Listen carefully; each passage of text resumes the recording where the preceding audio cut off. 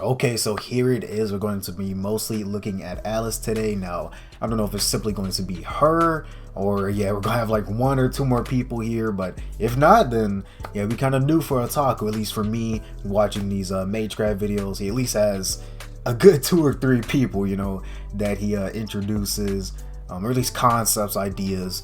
Not just one singular thing. But even at that, I wouldn't mind that. And I think after this, I might, because yeah, I've been looking at the witches, so I might look at a specific group of, like, I don't know, mages, or the knights. Actually, yeah, I think the round table, I think Artorian, and yeah, all the other knights, yeah, surrounding that. Yeah, because I really need to get to that. I feel like that's something I definitely need to know. And I'm already so deep into Fate, so might as well. But other than that, I think that should be about it. So hope you guys will enjoy this. Make sure you like, subscribe, and yeah, just get this reaction started. In our previous lesson, I spoke of witches, witchcraft, and the difference between them. Back then, I mentioned a rather unique witch, Alice Kuonji, but hardly had the time to truly delve into her life and abilities. Her Ploy Kickshaw alone happens to be enough for us to dedicate an entire lesson to. As I mentioned before, Alice is the current generation's witch of her family. Her mother, Meinster, fell in love with the eldest son of the Kuonjis. Despite their romance, Meinster feared bearing the Kuonji heir a child, knowing full well it would be a witchly daughter like herself, fated to inherit all the blood and stigmas witches are burdened with. Even worse, she feared a prophetic notion that falling in love will only bring tragedy. Regardless, the two married and had Alice, naming her after Alice in Wonderland. Yeah, of course. Just as expected, misfortune struck the family. Meinster died shortly after Alice's birth. Alice's father cared for her dearly for several years, enduring harsh criticism from his peers before also dying. This left Alice all alone in the lavish yet eerie mansion her parents had bought in Japan. Choosing to follow her mother's legacy, Alice dutifully follows the path of a witch, though she didn't have much choice to begin with. After all, she was a witch, one who after a certain age would stop growing, an eternal flower, delicate and dangerous.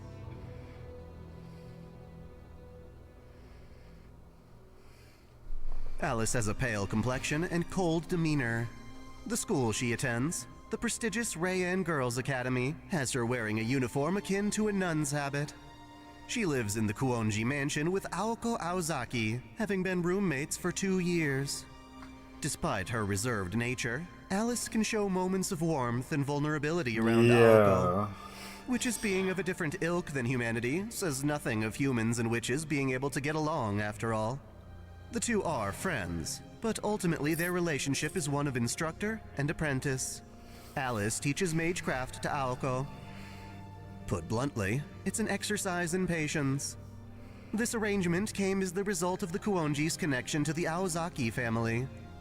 There's a tinge of irony to this relationship, however. While the two would get along as roommates, they were bound to conflict with one another under the right conditions.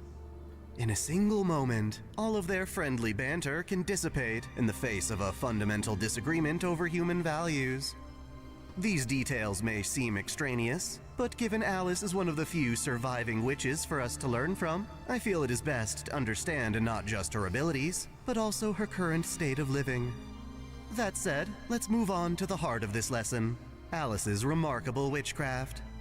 Her left eye is a mystic eye of enchantment she can use to bind her targets. Her system of magecraft is called Yumina, based on the founder of the Department of Botany. This implies that Alice is actually a descendant of Yumina. Practically speaking, this means Alice specializes in putting up barriers, invoking curses, and even levitation. While she's considered extremely talented, it's worth noting that she isn't suited for direct confrontation. While mages often train their bodies for close combat, or fire off magic bullets, Alice does neither. Instead, her witchcraft relies almost exclusively on familiars. To conjure these familiars, Alice uses a system called Ploy Kickshaw that summons familiars based on fantasy and fairy tales. They are called ploys, created by giving form to classic and iconic stories and nursery rhymes. In total, Alice has about 30 ploys, 20 of which she inherited from her ancestors, and 10 she made herself. They have various uses, and some definitely stand out more than others. Among them are ploys called the Great Three, powerful familiars made by the very first generation of witches. Relying on familiars may seem like a weakness, but there are tremendous benefits that come with it. While modern weaponry can certainly suppress modern mages, Alice's ploys don't function on the same level of reasoning, and as such are immune to guns and explosives. You need to fight mystery with mystery, sometimes even targeting a ploy's only weakness ingrained upon the story they derive from. Overall, they are splendid for combat, but that's not to say all of her ploys take an offensive role. One of Alice's more humble ploys is the Song of the Sixpences, Jack in the Box, Singing Chocolates. It is a box containing 24 bird familiars stored in the shape of chocolates. These birds monitor Alice's home, Misaki Town, on her behalf, but are fundamentally weak familiars that can be slain easily, some of which actually can run into phone poles and die. Shutting the box containing them turns the birds immediately back into chocolates, which can be melted into wounds as first aid, because they contain magical energy. Even though they can be replenished, it seems Aoko eats them to casually boost herself when practicing Magecraft. Essentially, the number she eats represents the number of failed attempts she's made at a given spell. A separate bird ploy of Alice's is Robin, or Lost Robin Rondo. Based on the Cock Robin nursery rhyme, this familiar is a humble scout with no ability for combat. It is unassuming, which helps it observe without causing concern. It is debatably the weakest of her ploys, but she keeps it around for companionship. Oftentimes, it can be quite bothersome, speaking out of line and having a rather forward temperament. To further monitor the town, Alice uses the second ticket, Mirror of Napping. It was made from the combined efforts of Alice's mother and Toko Aozaki, refurbishing an enchanted mirror. Based on Alice Through the Looking Glass, it contains a separate world, but can be used to reflect parts of the city and mansion like a surveillance camera. It also excels at creating bounded fields. Okay, so that would be be the town useful, as a chessboard, Alice can place effective. another ploy named Nameless Forest at various locations. It deters intruders through suggestion, forcing them to think they have no business in that area. The mirror's power emanates fog, which can build up on the mansion's windows. Much worse, though, the mirror can sometimes uncontrollably create portals to its inner world throughout the mansion. It is unpredictable, but undeniably useful. For combat, Alice can rely on Tweedledee and Tweedledum, a pair of Victorian piglets with twisted personalities. They excel at speeding through forests and deterring foes by transforming themselves into scissored jaws. The Tweedles' bites are like staples, trapping victims with a conceptual curse and leaving them vulnerable to further attack. Yeah, I can see. Arguably, one of Alice's most important ploys is Diddle Diddle, Banquet of the Diddle Night. diddle, okay. Through a feat nearly on par with true magic, Alice can draw out and drop Diddle Diddle into the earth. As it sinks in like falling into water, it deepens the night, allowing Alice to use more powerful ploys. In that regard, it is an amplifier for her other ploys, but even on its own it can be used to attack foes with summoned dining utensils. It is quite versatile. For a more serious offense, however, Alice utilizes one of her Great Three ploys, Thames Troll, Giant of the Bridge. It is a golem that forms its body from the environment. As its name implies, the golem requires a nearby river to be summoned, but so long as that condition is met, the troll is incredibly deadly. It has 4 stages, each stronger than the last depending on what its body is made from. This progresses from wood to stone, metal, and gold or silver. Alice, being out of touch with modern civilization, is unable to manifest the latter 2 stages. Given no other witch exists who can, the troll's true power remains capped. Even so, if you hear Alice chanting London bridges, your fate is likely already sealed. Okay. Another of her Great Three is Flat Snark, Oil of Even the without Moon. the stronger material or Contained more within a dense. deceptive green vial is a nightmarish being called a Crown Phantasm. Created from the fat of a nomadic god, this being can be unleashed to create a rather chaotic bounded field. Within, objects from reality are transformed into living creatures from fantasy. It was a horse train or something? When Alice uses Flat Snark within an abandoned amusement park, for instance, it transforms the rundown facility into a hellish carnival of living mascots, bread people, dragon roller coasters, and carnivorous clowns. Once summoned, the Snark's main form begins to grow and manifest from the fog of mana emanating throughout the barrier. When it emerges, it can attack with icebergs and spears of moonlight. Given the Great Three were developed over 1,000 years ago, it is believed that Flat Snark may be a product of the first magic, though further details are vague at best. The legend of the Snark centers around trying in futility to hunt what is unreachable and unknown. As such, it is possible to defeat Flat Snark if its true form can be found and destroyed. Sure enough, that's exactly what Aoko did when trapped within its boundary. As if Flat Snark weren't dangerous enough, Alice has another ploy called Scratch Dumpty, a magical time bomb in the shape of an egg. By setting both a target and time limit, Alice can curse one of her enemies with the threat of an unavoidable curse. Once a target is chosen, Scratch Dumpty will hover over them and await detonation. If the time limit runs out, it will explode, but perhaps even more dangerous is that it will fall and detonate should its target fail to maintain eye contact. The final of Alice's Great Three ploys is Wander Snatch, Rose Hound. It refers to a pack of ferocious monsters hidden within dense fog. They emerge with their sharp fangs before ravaging an area and devouring their prey. After the fog lifts, only bloodstains and scarred scenery remain. It is obviously one of her strongest ploys, but it seems these hounds come with the cost of a solid feeding from time to time. Thus, unleashing them isn't a matter of if, but when. To wrap this exposé off, let's visit something lighter. Sweetheart's Wishing Egg is actually a pudding in the shape of an egg. It has the ability to take the duplicate form of whomever eats it. The eater becomes trapped inside the egg, and Sweethearts takes a human form in the appearance of its victim. Not even Sweethearts itself realizes it's an imposter at that point. Needless to say, such a ploy is bound to cause chaos and mischief. Of course, Alice Kuonji has more ploys than what we've been able to cover here today. In truth, we have yet to witness any more of them, which finally brings an end to our coverage on witchcraft.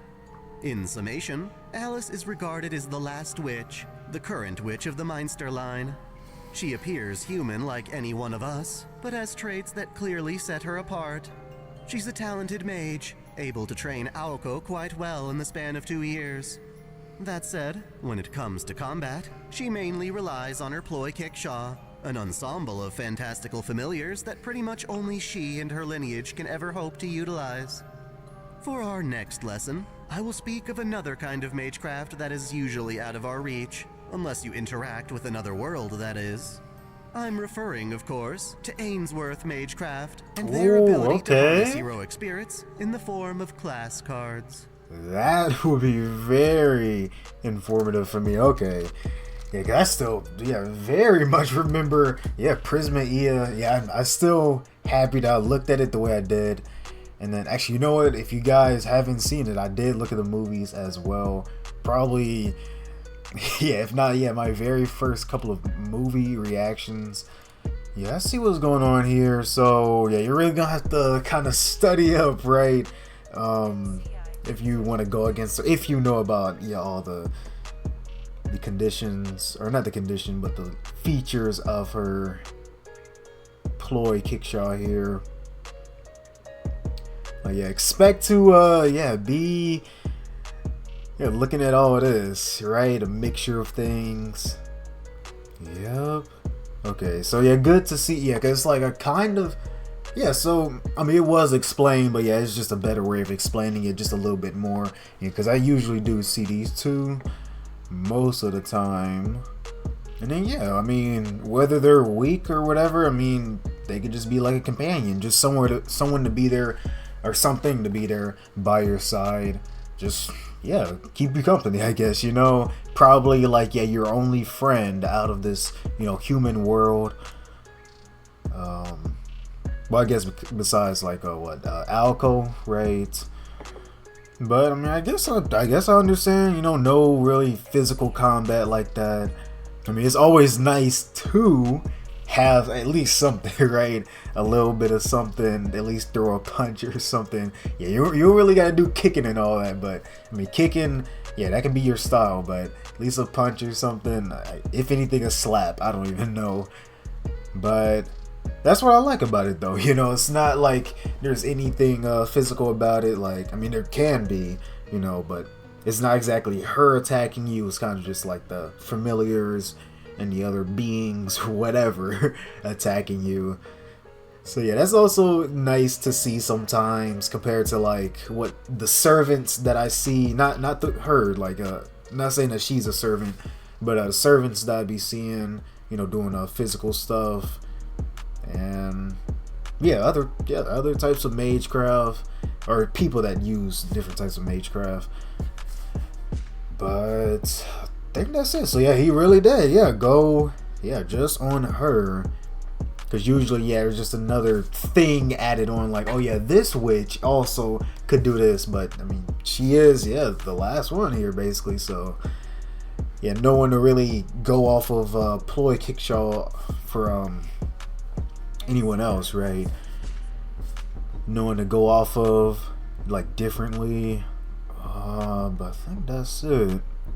So yeah, she does. Yeah, got some like good surveillance, sort of defensive. So just in case she's trying to like, I don't even know, have a barrier set up, or just trying to see if some, I don't know, enemy is nearby. She at least has some certain things. I guess that mirror, right? That kind of works in a way. Kind of see from a different angle. Well, I would have to see if anything got updated, because this, well, I don't think it was made like that long ago, but at least a year or so, I guess. I don't even know, because I think he's currently on, from when I'm reacting to this right now, 40 something, I think, unless I've been looking at something else. But yeah, I think Magecraft number 40 something, almost 50, like around that number.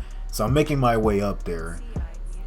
But yeah, I don't know how frequently he would upload these. But yeah, if I need to, I'll look on an update on Alice. Yeah, see if she was able to, what was it, gold or something, right, on this golem. Yeah, because I mean, if anything, she'll be the first one to do it then, right, since no other witch has. But other than that, like well, it depends. Because actually, I do want to see that Ainsworth, and I think I might look at that for Saya as well. Get two perspectives, two viewpoints on that, explanations. Because I do have it saved up for Saya. So I guess I'll look at that next. Then go on to all of these knights and the round table and all that. I think actually, now would be a good time to get into that. I feel like, I don't feel like it would be that much, but I feel like it would be a lot of information to take in, even if it is just a certain set of individuals, So obviously I know about, what was it? Artoria, right? And then Mordred from Fate Apocrypha. So I definitely know about those two. I could actually, learn more about Mordred as well, see what she's talking about, and move on from there. I actually might, because really, if anything, I think, the Fate, what was it, the Memorial movie, when I looked at that, and actually looked at, I think, Saya, his, like, breakdown of it, I'm like, I haven't even, like, I mean, I'm not even there yet, not even halfway through Fate. I mean, by now I'm getting closer, but even now I'm not halfway. But I was like, wow, it's just all these characters I didn't even know about, and just things and stories. It's just like, wow. And it's just stuff like, Greek and all that, and other stuff that, I could just read and find more about. But I guess you could say I'm trying to go off of that, because once I know everybody, or at least know most of the things that happened throughout that movie, then it'll be like, okay, there we go. most of them are still an essential part of Fate. And yeah, pretty much already gone over Iskandar, yeah, everybody, the main people, like, yeah, from Fate Zero, Unlimited Blade Works. Then, yeah, I went over Merlin, because, like, because actually I remember that. So, yeah, that's what actually helped me looking at the movie, and I think seeing, like, yeah, dark side to him or something, and then, like, listening to that lore video of Otaku, yeah, that helped me more, like, okay, yeah, here we go. So, yeah, it just depends. But other than that, I hope you guys did enjoy this. Make sure you like, subscribe again, and yeah, just see you guys in the next one.